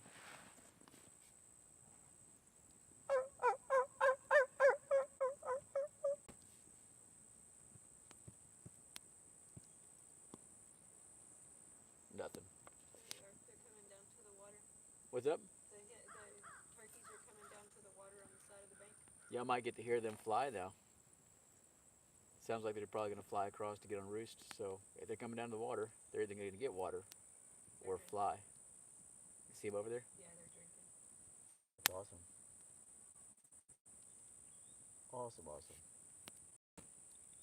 Wes says, see that three-pronged tree across the river? Put your bait under it. Yeah. And then Michael McDonald says, does that fishing pole work? Well, might be a lot of operating error right here. Yeah. I mean, I promise we were hearing some monsters earlier in the day. We were coming back over here and get stuff done, but I think y'all can tell there hasn't been a whole lot of splashing at all. So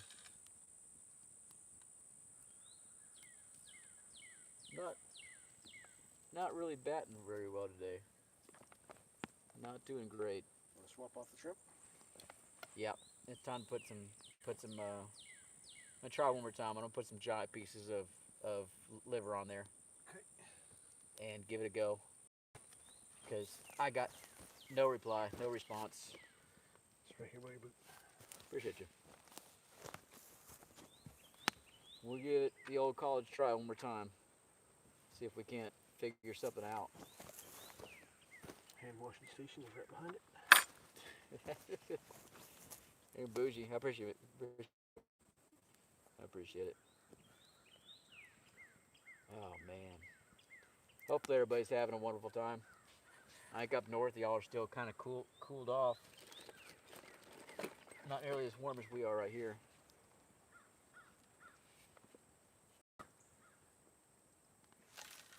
Strange ripples in the water. But summer's underway. At least we're hard into spring. It's been getting excited, you know.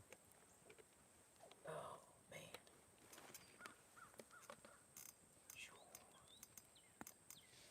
Let's see what we can do. With a little bit of chicken liver. Oh. Cold chicken liver.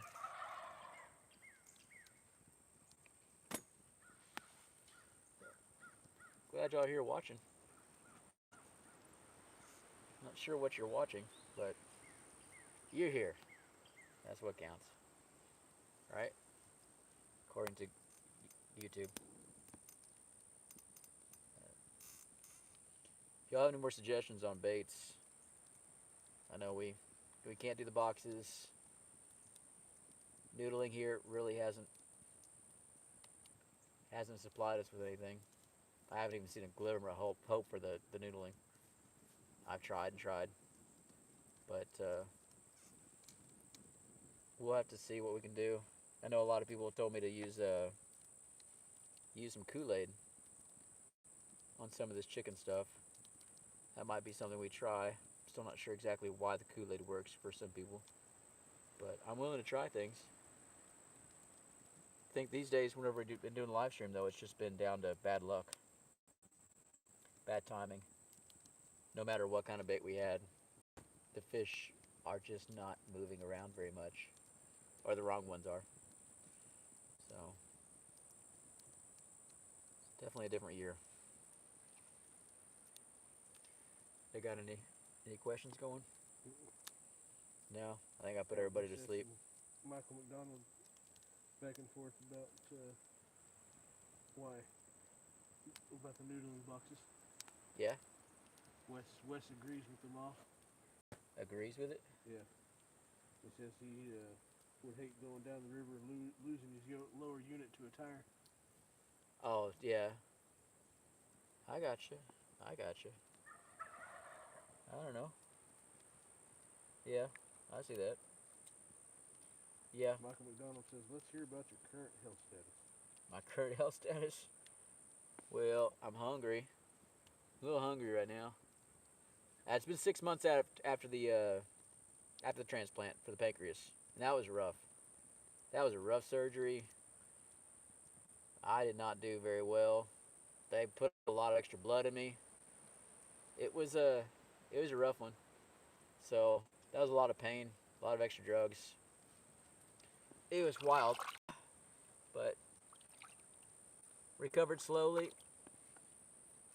Back out of recovery stage because going and having the surgeries and not being able to move very much. I'm definitely rocking a dad bod right now, so we're fixing that currently. We're we're fighting against that really hard right now.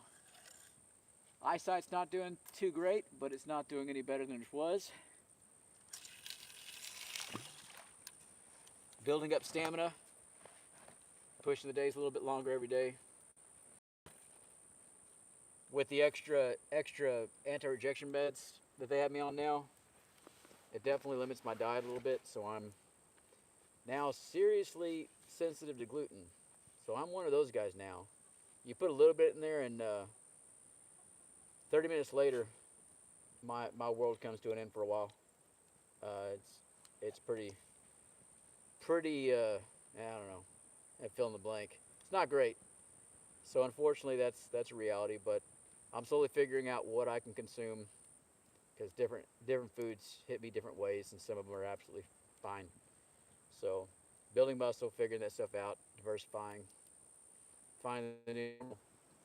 But other than that, we've just been getting back into it after years of bad health and just stumbles and trying to figure things out and everything else. Getting back into kicking my own butt into gear every single day, making every minute count. Because when you're your own boss, you have to be a different kind of creature. And so, it's it's been taking me some doing to remind myself to make myself go. Because as soon as I get going, I knock things out. But you get used to just sitting down. You get used to being so tired that you just don't want to move. And then when you get better and you feel just fine moving around, your body still remembers not moving and protecting itself. So I'm relearning that. I've got Wade over here, and Huck definitely tells me if I'm being too lame. He makes sure that I get up and get going. So everything's coming in. Everything's everything's doing much better. We're still working. We're still trying to get back in the black, but as it were, things are looking up. So health wise, the doctors say they're happy. My test results came out really well last week when I went to the hospital. They're happy with everything. So all in all, doing good, doing real good. Hopefully that was what he was asking about. I don't know. Y'all just saw me throw out the biggest chunks of liver on these hooks. So if nothing's gonna go after it in the next 10 minutes, I don't know what we're doing out here. Michael McDonald says, remember, he's on his second kidney since 1986. His pancreas since 2013. Life is good. Keep enjoying it. Your body Oh will forget man. pain and hardship. All right, so he knows what's up. Jesus. I thank you for the encouragement. It is different, but life is good. Life is real good. So, and I no longer have to take 5 injections of insulin every day and all the other stuff that comes along with it. So, I never thought I'd be that kind of normal ever again. But here we are. Adam Zero says, boy, is it good to see you. Hey, we're good.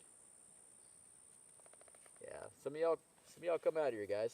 I got the survival school, Eye of the Water Survival School. Just look up bobhansler.com and book a class date. We'll have the calendars and the website updated here pretty soon, so y'all can see what's going to happen for the next year. So if you're going to have to come in, really plan on stuff, you'll be able to see it on the calendar a lot better. So the updates are coming. We just got to make some money because certain things I can do, other things developers got to do, unfortunately. But we also have a hip camp, so if you want to come out here and camp, we've got a few campsites set up, and you can come hang out.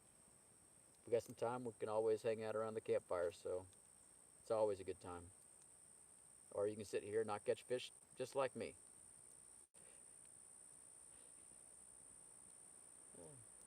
It's not a bad place.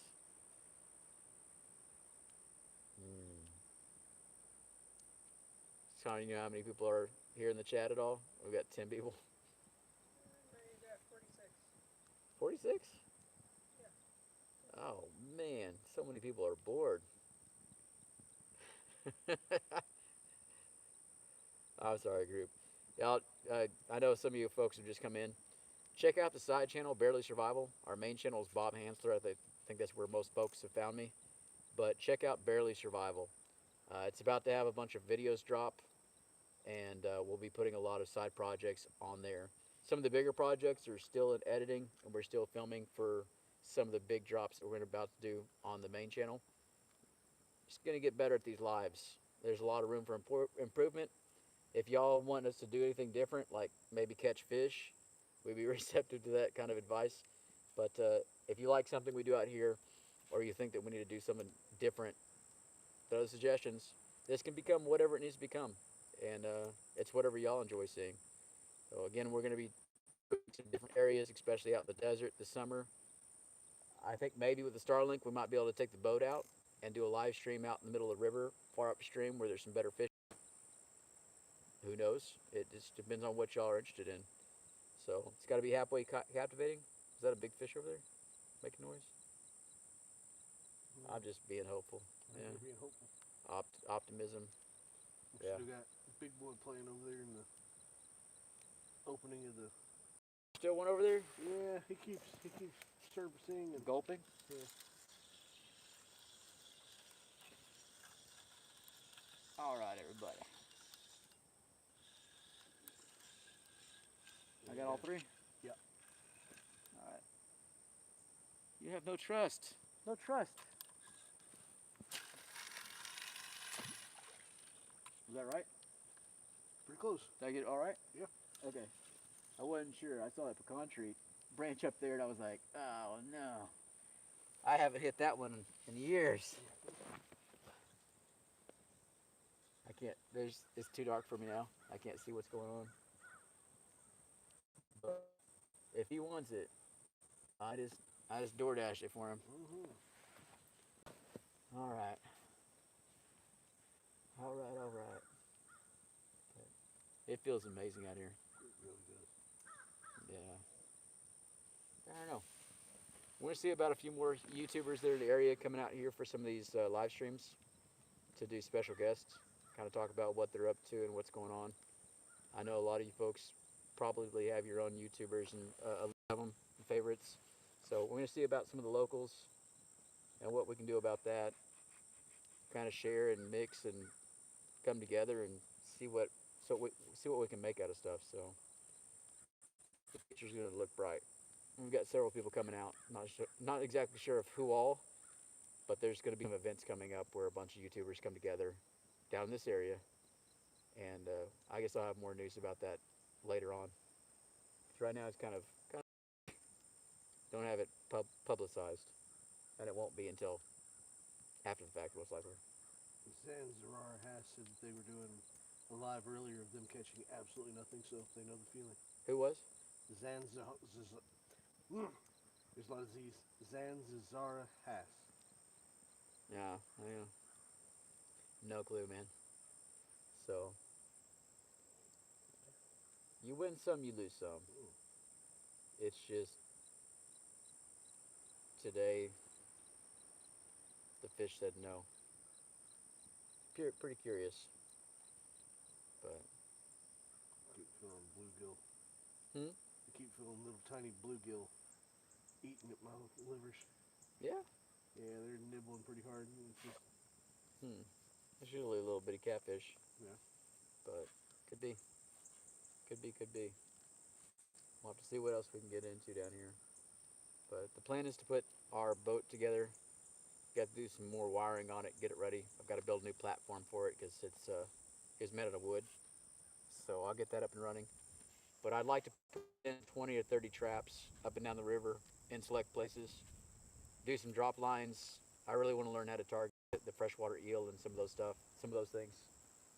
But I'd like to figure out more about this river because there's still stuff out here that people just don't know about. It's like me finding the freshwater shrimp here in the river. Been out here my entire life, had no idea. So, we're gonna see what we come up with. It's always an adventure. Or what somebody flushed down their toilet in San Antonio, got in the river. Never know. Never Yeah, know. they're asking eels like worms? Yes, worm eels. Yeah, no. Yeah, eels, American eel. They do exist, and they do live up here in the rivers. So San Marcos, the Guadalupe, the San Antonio River, they all have American eels. Um, they're usually caught on worms. They usually live in leaf litter and detritus. They come up from the ocean. They migrate across the ocean to another sea whenever they're ready to mate. It's pretty intriguing, but they're apparently all over up through here, and I've never used the correct bait. So either cut bait or worms.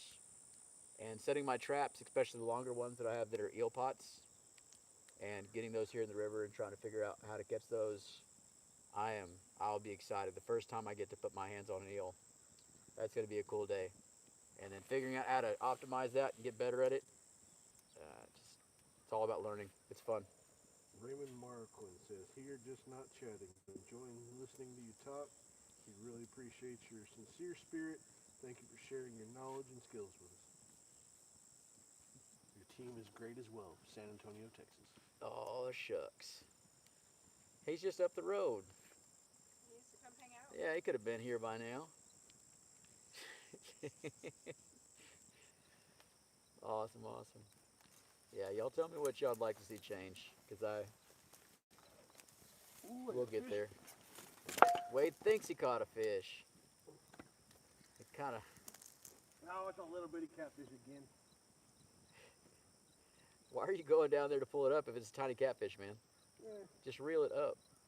If it's 30 pounds, don't pull it up on the line, but if it's a pound, you have 80-pound test. You're good. You can just pull it straight up the bank. We have the technology. We have the technology. I gotta run for a bit. Go for it. Be good. All right. You taking your dog? He Shauna's, doesn't look interested. yeah, Shauna's taking off. What you got, Wade? Oh, I got a little bitty cat. Nothing. Nothing to write home about. Nope. I haven't got a single bite yet, or nibble. What do I got to do on it? I just made a giant mess with liver. All right. Well, that's fun, guys. We're having fun. So, the fire ants will love this area tomorrow. Yep. We're gonna have to bring some pesticide or something here. I got bitten all over my hands earlier today. I'm kind of extending the bank down the river so that we can get some of the crawfish traps down here in the river in more easily. Not as dangerous. Not as dangerous at all. So when the fire ants take over, I don't know, I'll have blisters on my hands by tomorrow. It's not very fun. So Wade has now dropped the fish a second time. Second time? I don't know why. Because you've never learned how to hold them, man. That's all that is. You want to show them off real fast? Oh, sure. Okay. I'll show you, because it's probably been about 20 years since I've dropped a catfish. It's just a way of holding them on. What you got? All right. This is our catfish. Can they see it? Pretty well. I mean, he's a keeper in most places. Yeah, I think so. That's Yeah. pretty good. He look good? He's pretty. He's a pretty catfish. But this is the proper way to hold on to a catfish. You're not ever going to lose him at all. So he can't wiggle out, things like that. Once they get bigger, there's different ways to hold on to them. But these little guys, since they have just a big plate here, there on their chest, once you lock in, you're not going to break their bones, and you don't have to squeeze very hard at all. So, yeah, no stabbies. So, there you go. Oh, I'll give him a 6. Not a bad landing. But now he's got stories he can go tell his friends. Heck yeah. Heck yeah. But, no, catfish I'll mess with all day long, grabbing onto. The ones on the coast, though, those seem to get me quite a bit. Those little salty catfish, they're really good at stabbing me and make me hate them. So, just kind of depends. So Michael Burnett's caught eel out on the Ohio River at night on night crawlers and shrimp. Yeah, live shrimp, probably. I don't know. It's a lot of night fishing too. Yeah. I think big time I'm gonna go after with the traps and whatnot, but I don't know how to keep night crawlers in a crawfish trap. So maybe in pantyhose, or it's gonna take some figuring. I know they said they go after cut bait as well, so I'm game. I want to try. I want to catch them. I want to do catch and cooks with eel. But one of the neighbors last year came up. He's got a jet boat down here. He's the only one that really is out here pretty much. But he's got a John boat with a jet engine on it. And it's pretty tanked out. He's an awesome guy. But he said he caught eel a few weeks before. This is back in the day. And he showed pictures of it. He goes, yeah, we just chopped it up and used it for bait. And I go, oh, man. Because it's pricey meat. But I still haven't got my hands on one. It's just neat finding new things. You just never know. And it's nice to have some friends up there with some real gear, because his boat is decked out. It's an armored John boat with a jet on it. So it's pretty nuts when you get a 15, 20-foot rise in the river, and he's way up high, and he's still being able to make 20 miles an hour. It's pretty awesome upstream. It's wild. It's Frogger with logs and river debris. It's a good time. I guess we'll have to do a video on the side channel, Barely Survival, at some point with his boat and stuff. It's a trip, man. He's good at it. I can't go that speed anymore. But yeah, it's a thriller. Wade's tossing out one more time. It's not a bad little catfish, man. If we were doing a survival challenge, Yeah. that'd eat. That'd eat. That'd eat. Yeah. He's pretty catfish. He just needs to go back and get Grandpa. It'll be good. We got to get the bluegill so we can get some flathead, though. The flathead get upwards of 3 times bigger than the channel cats. I do. And I've got some really pretty flathead out here. Really pretty. Some of them have leopard spots on them. They're just, I mean, they are a flathead. They look like an alien, but they're really pretty. Really pretty. I wish you folks could hear the wind going through the branches up high. It's kind of a neat moment. So yes, live shrimp and use pantyhose, just like you said. Right on. Catfish are gonna tell their buddies they escaped the frying pan. Yeah. Some guy touched me. Yeah, well, I mean, the first time Wade threw the first fish, it got slipped out and went right in the fire. The fire hadn't been lit, guys, yet. It was just firewood sitting there. But I mean, yeah, if history had replayed itself, that would have been bad. That's got to be some kind of YouTube violation if you toss the fish in the fire. I don't want that ever. Um, mm, yeah, Raymond American says his plans are to make it to the survival training one day, Lord willing. do it, man. We'll be out here. Got some good chicken and dumplings for supper. Beautiful trees to sit under, or put your hammock or your tent. Good friends, good fellowship, good campfire. It's got some really nice views.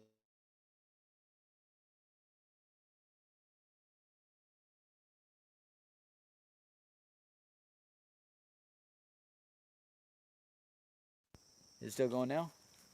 It switched out for a second. Mm, Hopefully, I'll give it 20.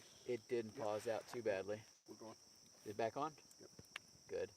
All right, so that's my alarm, guys, twice a day for taking anti-rejection drugs.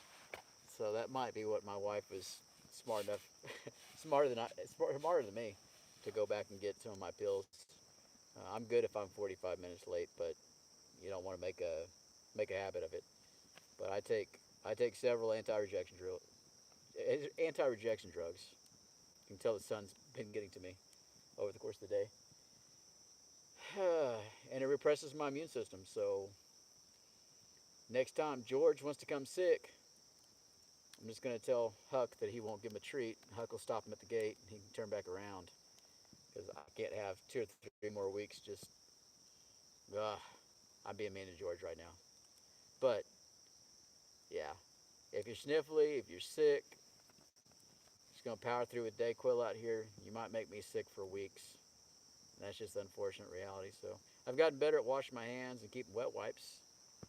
Um, but I'm just really careful because the repercussions are not fun. Kind of works out with me living in the middle of nowhere. Uh, we're still figuring it all out. It's been good though. Mm. And I'll get the drugs here in just a little bit. More fun out there? We got a couple nibbles. You had something swim past your line. Yeah. Surfaced over there, but I think we got the wrong stuff. I think, I guess next time in about a week and a half, what we can do to maybe brighten it up is to throw out 4 or 5 throw lines as well and triple our hooks in the water and really go for it. Put the bells on each one of the lines and just, oh, that's the turkeys. Yeah, and just bait up everything. Try a bunch of baits and chunk everything in the river and just go wild with it. So if y'all have a better idea, I know I need to go ahead and make some mash with some corn. I've never tried that here in the river, but it sounds intriguing. In the lakes, I've done it before the lakes, but I'm curious as to what it would do here in the river and if we'd get any success with that. So we're just gonna keep on doing these live streams and try some new stuff out. I'm all about it. So any suggestions y'all have, we'll get around to trying them out because it's more splashing up there. Zanzazar Haas says they need to go to bed. It's 2 a.m. Where? Where's 2 a.m.? That's got to be over there in Britain. Yeah, I think so. yeah. Sleep is for the weak, man. Yeah, I like sleep too. Thanks for staying up. We appreciate it. Get you some extra beans on your toast. Ah, You, close. They're you Dutch. Deutsch. My cousin, she's got a Dutch boyfriend that she's been dating for years. That they're probably gonna marry one of these days. So I got several friends that travel over there to the Netherlands. I believe I'm still speaking the correct thing, right? The Netherlands. I'm from Texas. If y'all are not judging me poorly, I should get a curve on that. A big curve. I eat gopher. Um, yeah. No. Pretty area. A lot of water. Y'all are definitely the water people. So good deal. Oh, you were correct. The Netherlands. Hmm. Yeah. No, they charter sailboats and run crew across the ocean quite a bit. So I don't know. I get to live through some of my friends that go up there to the Netherlands, and just the art, even the outdoor art projects, and just the culture. It's pretty cool. It's I like it. I like the ideas. Not bad. It's not warm enough though. Y'all warm it up. We'll see about it. We'll see about it. Uh, cool place though. I do like it here right now. Only thing we're missing right now is some sausages on the fire. We're not gonna get around to it, but hopefully everybody realizes some pretty sounds up there. I've had a long day. Give me a bit of a pass with the amount of sun I've gotten on me, running around getting stuff done. Once you get to the end of it, your muscles relax, your brain starts to slow down, especially out here with a slight breeze. Just listen to the water downstream, the insects around me, smell the campfire, and you can just, I'm just at that point where I can just feel my body relaxing. Everything's just softening. It's a cool feeling.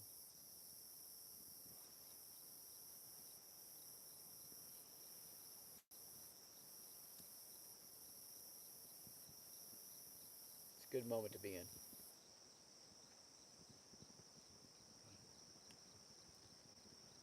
Be many more. We appreciate y'all being here. We don't have the links up for those of you that joined late. We started the live stream. We had some technical issues, and we had to go ahead and pull out of that one.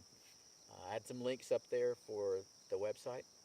Our website is outbackers.com. It's easier just to type in bobhansler.com, and it'll take you there. But it's I the Water Survival School that we run out here. And we'll have calendars up to date. We'll have the updated website here in the next few weeks, and that'll be a lot more user friendly. So keep on checking back in. We've got some other links that we'd like to post here after a while. We'll probably have to put them in chat or down in the comment section and in the description after the fact, later tonight probably. But it's an Amazon link. It's an extremely long link. It's got a whole bunch of numbers and letters left onto it. But what we've been encouraging folks to do is to go ahead and take that link, and I'll have it up here in a little bit, copy it, paste it into your browser, add that as a bookmark, especially if you got somebody that likes to use Amazon all the time. Like, take the phone from grandma and change her landing page for Amazon, right? Uh, if you put that link in with all the extra numbers in there, what it'll do is it'll funnel back 4% of everything you purchase back to us. So it's not going to cost you anything more. It just takes upwards of 4% up from Amazon, and it attributes it back to our page and allows us to pay for things. I think we're making like $2 a day now on average. Even though it's just 4 cents here and 30 cents there, it really adds up as far as 2 cycle fuel and chainsaw blades and a 4000 diesel distributor, not distributor, I'm sorry, fuel injector. You know, things that everybody needs.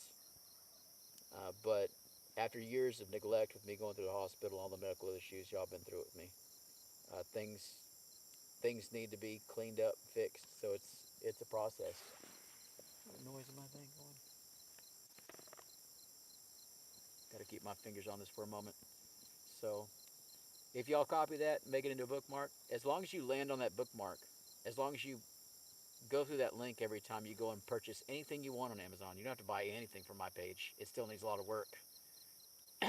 But if you go through that link and you purchase things, then we get upwards of 4% thrown back at us. And at this point, right now, it really does matter. I know everybody's probably tightening their purses these days. The world's a different, world's always changing. But I know that Amazon doesn't need the 4%. And I know some people, I mean, even if you don't like it, every once in a while we have to purchase something from Amazon. So if y'all have us in your thoughts, if you can spare 30 seconds to change stuff around and do that for us, we'd be appreciative. And then take it from that crazy aunt that buys everything on Amazon.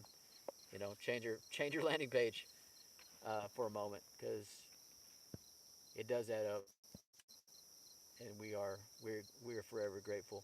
I know a lot of folks are Patreons, Patreon.com, and they support us on there for a few dollars. Gives y'all a few extra little insights, and we do some extra videos here and there. Been really bad about it, but it helps us out, and it charges y'all once every month or so. So it's another way to support us. We just appreciate all of it. And even if you can't do those things or you don't buy off Amazon, we're just glad that you're here. And hopefully y'all can hear those turkeys as well, because it's really something. Like we had campers out here 2 weekends ago, and they got pretty worried about the coyotes. So just never been around it. Not used to having coyotes all the way around your tent, howling everywhere. But it's for those of us that know, it's it's beautiful. You can just sit there and enjoy it, and just be there in the moment. Mm, but they got to learn. They got to find out. They had fun. They also left their really nice pack full of all their fishing gear and their fishing license. So I'll be heading or sending it off with friends up to Austin so that they can get that pack back. So that's always fun. Uh, got distracted and left a pack out here in the middle of nowhere that we came across. So people are fun. You never know. Anybody giving out the ticket numbers for the next week or You know, nothing fun like that? Wes S. his last comment was are the car eagle things out there? I think he was asking uh, somebody about Holland. No, oh yeah. I don't know. Have you seen the cars out lately, man? I have no idea what a car eagle is. What are you talking about? You don't know what a car is? I have no idea what a car is. It's a Mexican eagle. Oh, It's the ones with the really bright beaks, really yeah, big, and then the white head, yeah. really big, really big birds. They fly through on migration twice a year, and a lot of times you see them up on the fence posts. But some of my favorite memories from the caracaras, because they really are wild, wild big birds, and they're super predators. But across the way, we have a ton of gophers across the road, out in one of the cattle fields from the neighbors, Hmm. and we're talking hundreds of gopher mounds. They almost look like a prairie dog town sometimes. And I remember one morning I went out, and there were dozens and dozens of car out in the field, all spaced out, each one just standing on top of its own gopher mound, waiting for one to make the move. And that was pretty neat. But they're pretty wild. What you need, man? I'm just putting light down. Oh, it's some ambiance. Yeah. All right, they're getting super dark. Yeah, it's Early getting shot? pretty dark. Yeah, I got you. I got you. How much time we got left before we hit 2 hours? I I'm think sure I we're about past put it. everybody to bed. It's 8:12, so we're We're there. yeah, we're there. Well, folks, we're gonna do it for about 5 more minutes, and then we'll sign off here. I appreciate everybody being here. If y'all got some questions that y'all wanna throw out there, throw some comments down in the comment section after this sucker drops, and throw your likes up there.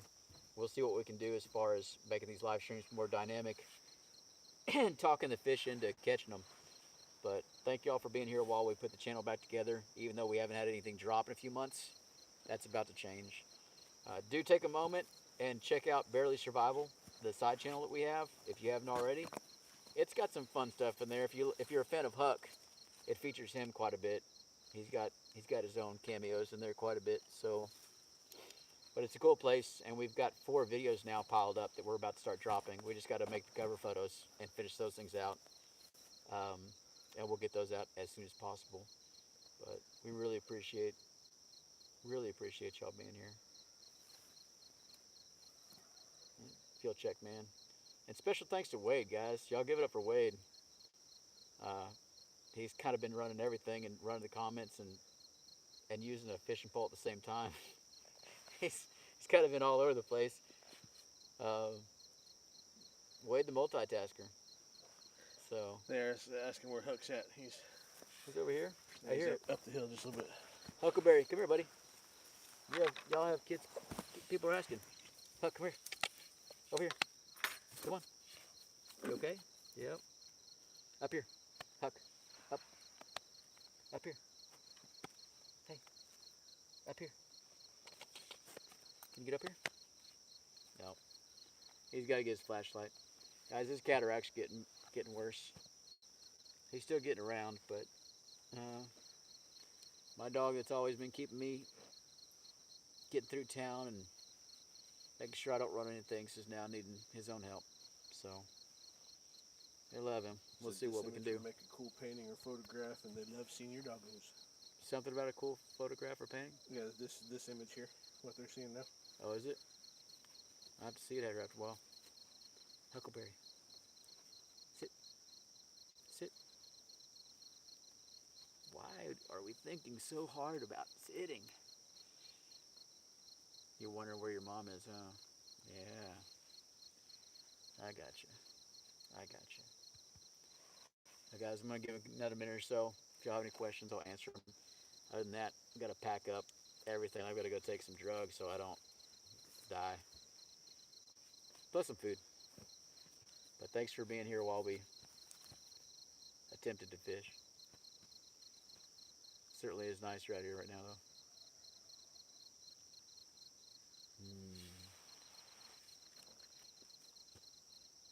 Everybody's asleep, aren't they? They're all saying thank you, cheers, and then they said they love hearing the sounds of nature. Hopefully it's picking up quite a bit. It's been wonderful out here for me too. I feel pretty relaxed, all said and done. So it's a pretty good high. It is. But, group, thank y'all for being here. I appreciate the support.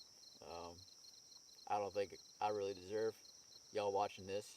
I don't think we really showed you anything too amazing, but all the same, thank y'all for choosing to watch this channel and support us through everything. And listen to me grift and try and extort y'all for Amazon money and everything else like that. But Huck and I appreciate you greatly. Shauna, as always, she's up and around taking. That's what she went to do. She went to go take care of the chickens. That's what it was. And then Mr. Wade B over here. He's been running cameras for us and getting everything going, as well as instructing for the out of the water survival school. So it's been an adventure. All the turkeys are now going and flying up to roost. So I think that's our sign, guys. We'll do this again in about a week and a half, wind permitting. If y'all have any suggestions, put them down in the comment section, because once the video is over, the chat is deleted for the most part. I haven't figured that one out yet, so throw them down in the comment section. We'll read them, and we'll see what we can do about figuring that stuff out and integrating it. So, Wade, you about ready? I'm ready. All right. Well, group, take care. Everybody enjoy it out here as spring comes in. Be safe, and as always, till next time. All right. Push the button.